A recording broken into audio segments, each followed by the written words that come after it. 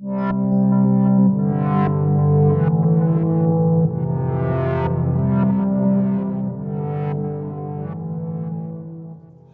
a todos, sejam bem-vindos em mais uma videoaula da plataforma de auxílio ao estudo do aluno, Reconstruindo a História. Ok? O tema da nossa aula de hoje é o imperialismo, a industrialização e o imperialismo ou neocolonialismo. Ok? Para entendermos melhor o colonialismo, precisamos voltar alguns anos antes desse processo para poder entender como chegamos até lá, tá? Vamos para o primeiro slide.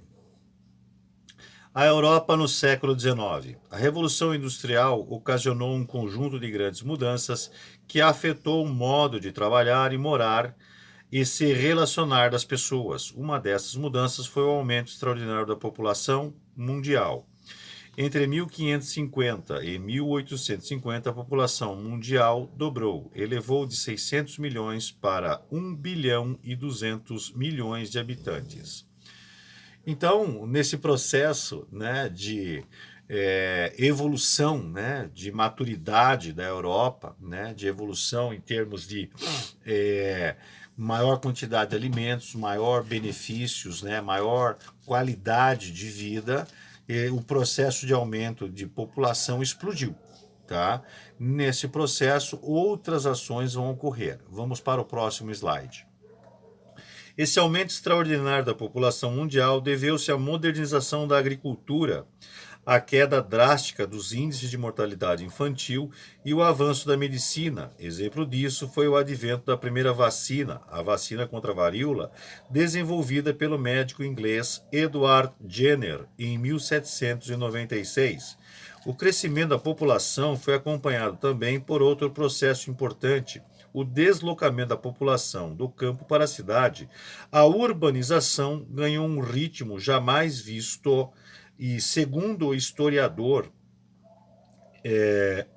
Eric Hobsbawm, em 1750 só existiam duas cidades na Grã-Bretanha com mais de 50 mil habitantes, Londres e Edimburgo. Em 1801 já haviam 8 e em 1851 29, inclusive 9 com mais de 100 mil habitantes. Nessa época havia mais britânicos morando em cidades do que no campo. Ou seja, o processo de êxodo rural para as cidades ele foi imenso. Tá? E justamente através de situações que ocorreram lá atrás na formação de estados nacionais, na época da monarquia absolutista, a Inglaterra foi uma das nações que provocou esse processo de urbanização, né? Os camponeses eles vieram para a cidade para se tornarem trabalhadores da cidade para depois futuramente, né, haver essa migração e se tornarem operários, tá? Nesse processo de industrialização dos grandes centros mercantis da época, ok? Vamos para o próximo slide. O crescimento da cidade, com o crescimento das cidades cresciam também os problemas urbanos, a sujeira nas ruas, a falta de água, os esgotos sanitários, de praças, tudo isso facilitava a ocorrência de doenças como febre tifoide e de cólera, que atingiam sobretudo os mais pobres. Vindos, em sua maioria, do campo, os operários enfrentavam longas jornadas de trabalho em troca de salários que mal dava para sobreviver. Além disso, tinham de se adaptar a um novo modo de trabalhar, que exigia regularidade, disciplina, obediência cega ao relógio. Se reagissem a ele, recebiam multas e ameaças de prisão por quebra de contrato. Na Grã-Bretanha, da década de 1830, havia um grande número de pobres e indigentes. Para reprimi-los, o governo baixou em 1834 a Lei dos Pobres. Com base nela, a polícia recolhia os pobres a centros de trabalho, semelhantes a uma penitenciária. Lá, os maridos eram separados das esposas e desencorajados a ter filhos. Homens e mulheres eram submetidos a uma rotina de trabalho extenuante em troca de comida. Então, a Inglaterra, tá, do século XIX, principalmente na primeira metade do século XIX, era um ambiente muito agressivo aos menos favorecidos, tá? Houve uma movimentação trazendo esses indivíduos para a cidade. Esse movimento ele fugiu do controle, né? As cidades passaram a ter uma população muito maior do que a sua capacidade permitia, problemas sanitários ocorreram, a falta de saneamento básico provocou inúmeras doenças, né? Inúmeras pestes, né? As mais conhecidas aí foi a febre tifoide, a cólera, né, a varíola, tá? Tudo isso por falta de saneamento básico, tá? Você não tinha um lugar aonde jogar fora, né, tudo aquilo que você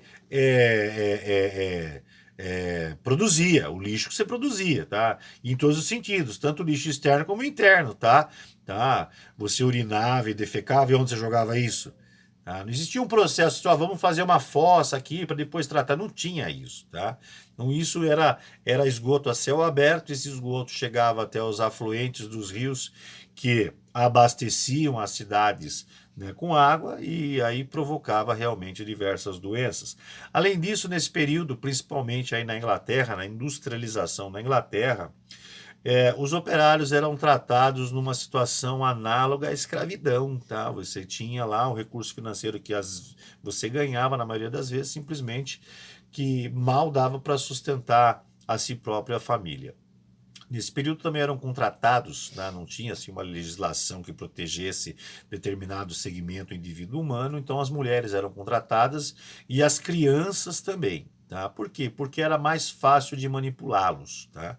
Existia um grande processo misogênico aí, tá? Se as mulheres reclamassem do trabalho, eram agredidas, elas passavam por situações, inclusive de estupro, né? Como a agressão física, e falavam assim: ó, se você reclamar, dê graças a Deus que você ficou viva. Né? E as crianças eram espancadas quando ocorria um acidente de trabalho ou fazia alguma coisa que não devia, tá? Então eles eram mais manipuláveis, por isso existia esse processo, ok? E daí, como que ficou as coisas? Pois bem, vamos para o próximo slide. Os operários reagiram a essa condição de vida degradante, formando associações, sindicatos e organizando greves para lutar por seus direitos. Nesse ambiente tenso, de meados do século XIX, 3 teorias ganharam grande notoriedade: o liberalismo, o socialismo e o anarquismo. Essas teorias, expostas em livros e jornais, debates e nas ruas, inspiraram revoluções nas quais os trabalhadores urbanos tiveram um papel de destaque. Né? Pois bem, então foi nesse período que surgem as ideias que vingaram e que não vingaram. Tá? O liberalismo, né, que se torna o capitalismo de hoje em dia, vingou. O socialismo, né, colocado como uma das teorias, ele teve grande repercussão a partir da década de 60, né, até o final da década de 80, no início da década de 90, e ele foi começando a demonstrar que não tem capacidade realmente como estrutura social, política e econômica para manter realmente uma população nacional. Não serve, não funciona, não funcionou em nenhum lugar. Tá? E, por fim, o anarquismo, que nunca foi implementado de acordo com as suas definições. O anarquismo define que você não pode ter um governo centralizado, você tem que ser. As aglomerações elas são regionais, tem que ser autossustentáveis, ou seja, todo mundo tem que liberar para tudo. Não dá. A organização do anarquismo ela é só realmente utópica. Nunca houve nenhuma nação anarquista e dificilmente haverá, tá bom? Vamos para o próximo slide. Aceleração industrial. Ao longo do século XIX, o capitalismo ganhou um forte impulso na Europa, nos Estados Unidos e no Japão, embalado por uma industrialização acelerada, conhecida como a Segunda Revolução Industrial.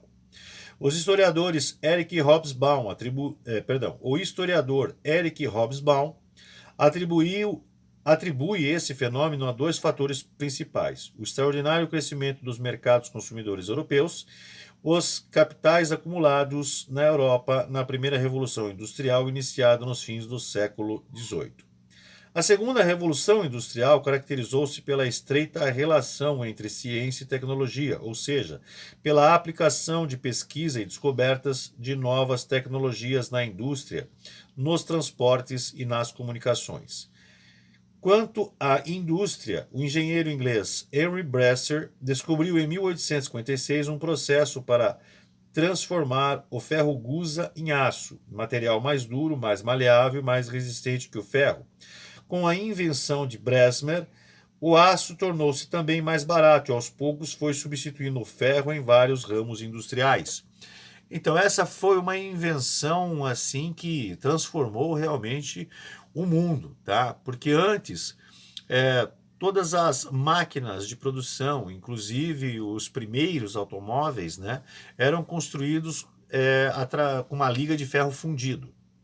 O ferro fundido, ele é muito rígido, ele não tem assim maleabilidade, então com o impacto ele trinca, racha, quebra. Então o processo, né, por exemplo, os veículos tinham uma limitação de velocidade, as máquinas tinham uma limitação para poder virar e produzir, né? Porque se fosse muito rápido ele trincava, quebrava, destruía, né? Deixava a produção ou então o movimento, né, uma mobilidade paralisado naquele momento, né? Então esse desenvolvimento da liga de aço mais flexível, mais resistente, foi uma inovação que realmente transformou a segunda revolução industrial, tá bom? Vamos para o próximo slide. Na mesma época foi inventado o gerador, aparelho que transforma a energia mecânica em elétrica, o que constituiu o aproveitamento da energia elétrica em indústrias. Segundo, sendo produzida pela água, a energia elétrica é relativamente barata e pode ser usada também em residências. Para isso colaborou a lâmpada elétrica de filamento, inventada em 1881 por Thomas Alva Edison. A luz elétrica, porém, demorou décadas para chegar à casa dos mais pobres. Outro item é os transportes. Também passaram por uma verdadeira revolução com a substituição de cavalos por locomotivas, o crescimento da malha ferroviária e o uso de barcos a vapor para o transporte de pessoas e mercadorias. O aproveitamento do petróleo e de seus subprodutos, como gasolina e diesel, no motor a explosão, foi outro avanço decisivo da época. Isso permitiu que Henry Ford e Carl Benz, entre outros, fabricassem os primeiros automóveis por volta do ano de 1890. No século XIX, as comunicações também ganharam forte impulso com a invenção do telégrafo em 1836 e o telefone em 1876. O telégrafo significou um enorme avanço e foi rapidamente absorvido pelo mundo dos negócios.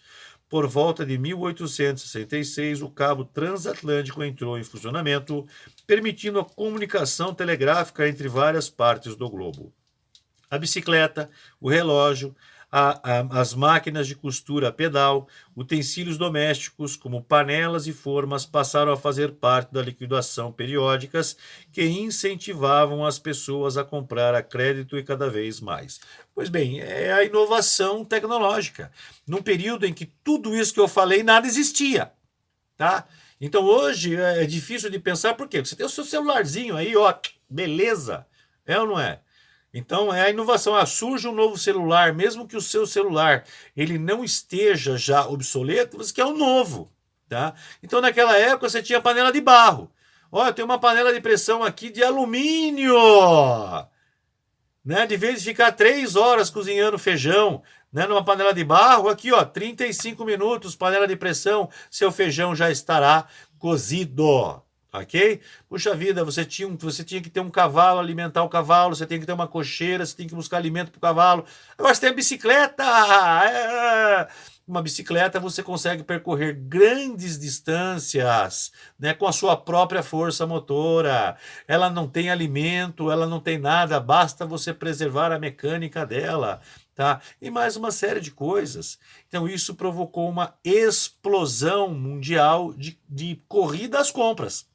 tá? O crédito financeiro foi estabelecido e aí começa a se acumular riquezas também para os, né, empresários que investiram nessa industrialização, ok? Vamos falar agora do Taylorismo, Fordismo e da produtividade. Vamos para o próximo slide. Visando a racionalização do processo produtivo e o aumento do lucro, o estadunidense Frederick W. Taylor propôs a administração científica do trabalho, teoria segundo a qual a produção de cada trabalhador poderia ser medida cientificamente. Bastava para isso controlar seus movimentos, fazendo evitar gestos desnecessários e impondo um ritmo e uma quantidade a ser produzida por dia. A partir de 1913, Henry Ford aplicou o Taylorismo na sua fábrica. Além disso, inovou produzindo esteiras rolantes que conduziam chassis e demais peças do automóvel pela fábrica, enquanto operários perfilados nas laterais executavam uma única tarefa e iam montando o veículo. A adoção desse sistema taylorista, fordista, na Ford Motor Company fez crescer a produtividade e o lucro das empresas. Para os operários, no entanto, significou o aumento de trabalho repetitivo. Ora, é simples assim, não tem outra definição. A produção aumentou, mas o trabalhador começou a executar aquele trabalho repetitivo 12 horas por dia. Ele ficava na lateral da esteira para montar a roda do lado direito, né, do automóvel. Então o veículo vinha, ele montava a roda, fechava a roda. O veículo ia, vinha outro, montava a roda, ia, e ficava assim 12 horas por dia. Ele não tinha possibilidade de fazer outra movimentação. Ok? Pois bem, vamos para o nosso próximo slide.